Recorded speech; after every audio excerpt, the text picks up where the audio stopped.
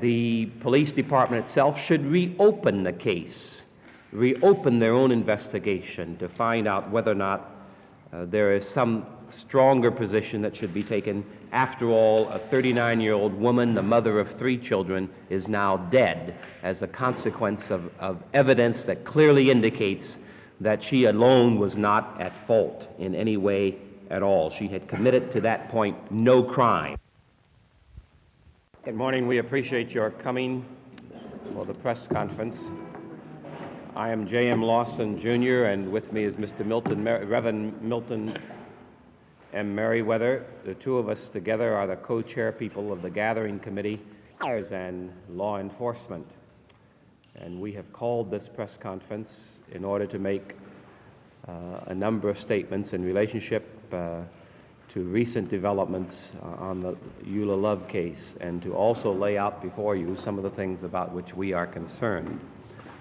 In the first instance, we want to point out that the independent review by the Police Commission indicates the great need for some kind of a serious civilian review board, both at the level of the overall investigation of LAPD.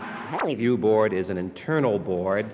It certainly should have perhaps an attorney from the city on it as well.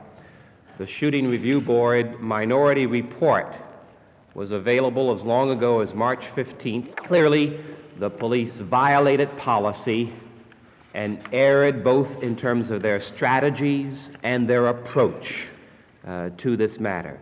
In the light of that, it seems to us that her death, and even if she had committed a crime, in the United States there is such a thing as due process, which says that the criminal has a right to a day in court. Guilty? He had a gun in the other hand. When here's a woman already frustrated, she's already nervous, she's angry, she's depressed. Well, naturally, when she started surrendering and he hit her with his baton and knocks her knife out, all he did then was aggravate the situation. Now, all of this has been proven. And we keep on saying, Eula Love, Eula Love, Eula Love, Eula Love. But we've been trying to get these kind of investigations, along with copper, for the last 3 years, especially. People who had been killed by the police. We've been before the Police Commission, we've been before Mayor Bradley, we've been before District Attorney, and we've been begging for these kinds of investigations to prove that we were right. We tried to prove that the police could not police up on each other. We tried to prove to them that the police would cover up. And we tried to prove to them how they covered up. There is no way in the world the police could cover up his misconduct without leadership. And this report proved that along with the police, that the chief of police is helping them cover up their dirty deeds. Because Chief Gates came out at first, and he's still trying to say that the police were defending themselves. The police were defending themselves. Now, we know that's a lie. See, of course, one of the officers, Hobson, been involved in more than one killing. He was involved in the Janice Peck killing. And Chief Gates never mentioned why. He never mentioned any of these other cases.